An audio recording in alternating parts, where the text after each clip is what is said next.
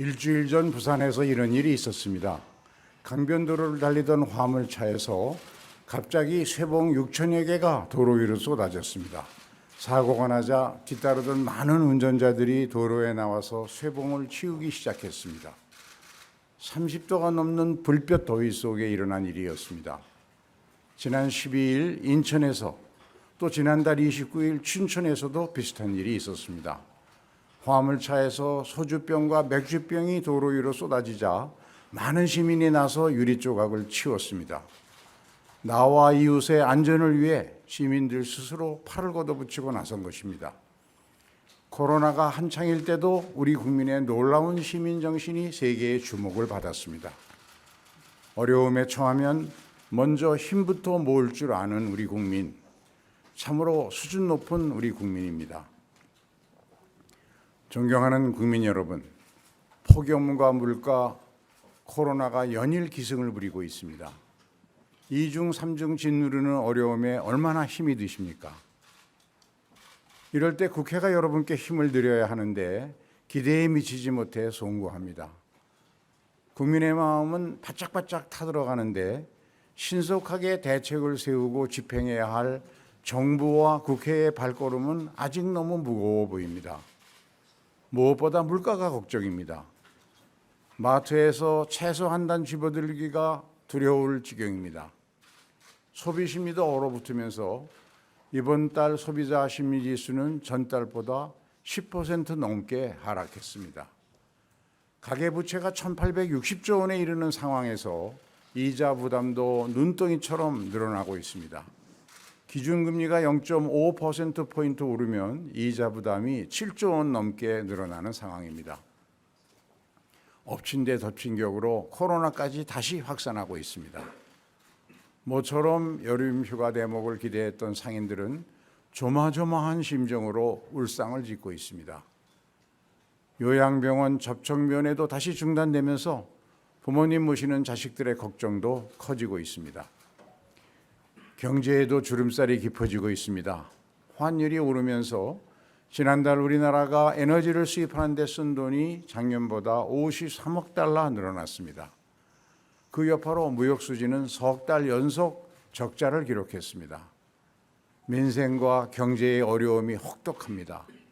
국회가 더 빠르고 세심하게 대책을 세워야 합니다. 국회는 지난 20일 민생경제안정특별위원회를 구성했습니다. 국민의 기름값 부담과 직장인들의 점심 밥값 부담을 줄이는 방안부터 마련하기로 했습니다. 원재료비 상승으로 고통받는 중소기업을 지원하기 위해서 납품단가 연동제를 도입하고 화물차 안전운임제 적용 시한을 연장하는 방안도 적극 추진하겠습니다.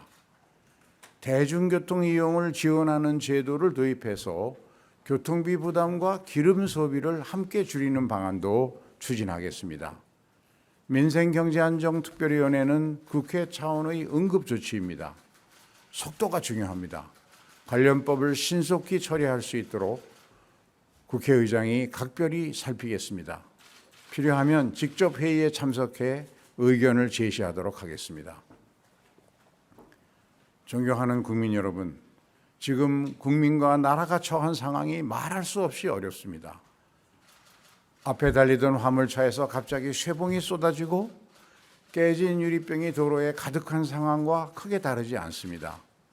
우리 국민은 위급한 상황에서 기꺼이 폭염 속 아스팔트 위로 나섰습니다. 쇠봉을 줍고 유리 조각을 치웠습니다.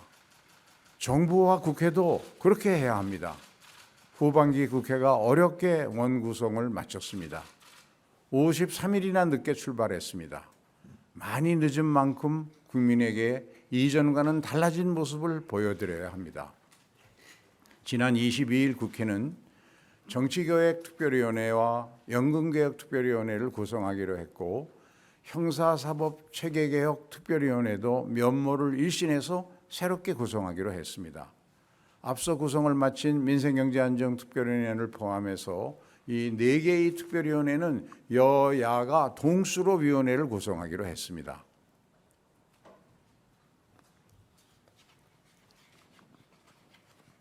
모든 안건을 여야 합의로 처리하기로 약속하기도 했습니다. 대화와 타협, 협력의 정치를 시작하는 좋은 출발입니다. 후반기 국회는 많은 것이 달라져야 합니다.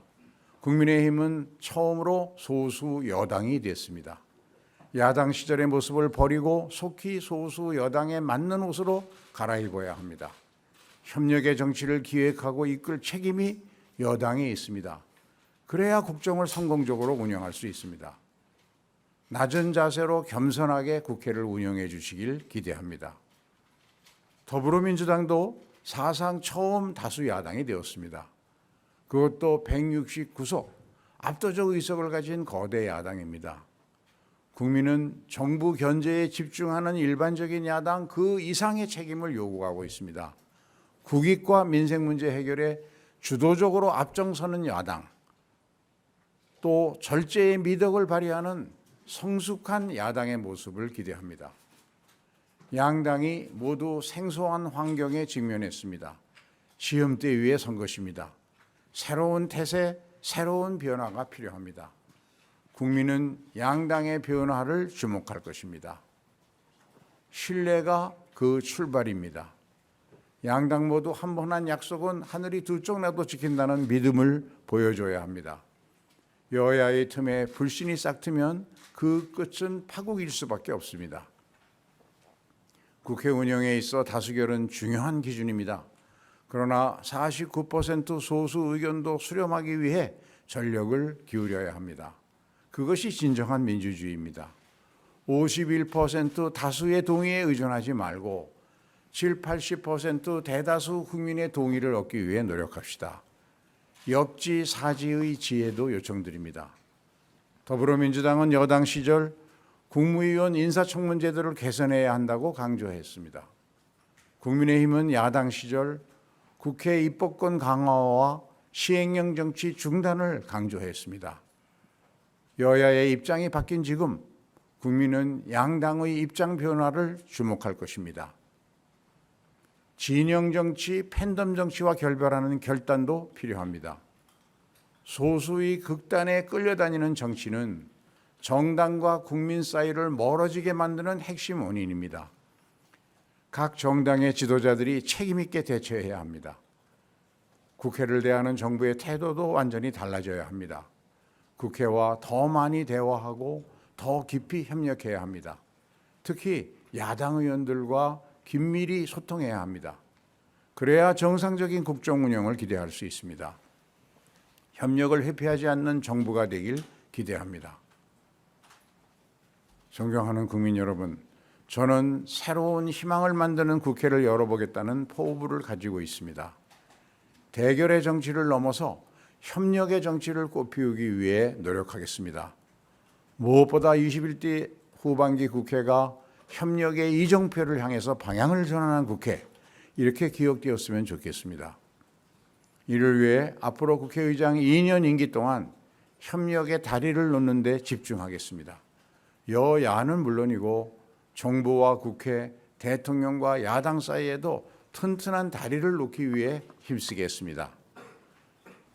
의회 외교도 내실 있게 추진하겠습니다. 러시아 우크라이나 전쟁 이후 국제 질서의 지각 변동이 시작되고 있습니다. 외교는 우리에게 존망이 걸린 문제입니다. 동맹과 발맞추어야 하는 것도 현실이고 경제와 안보를 위해 이웃 나라들과 긴밀히 협력해야 하는 것도 현실입니다. 정부 외교와는 별개로 국회 차원에서 활발한 통상 외교를 전개하겠습니다. 중국을 비롯해 정부가 충분히 감당하지 못하는 외교 공백이 있다면 국회가 앞장서서 공백을 메우기 위해 노력하겠습니다. 폭염이 연일 기승을 부리고 있습니다. 국민 여러분의 건강과 행복을 기원합니다. 감사합니다.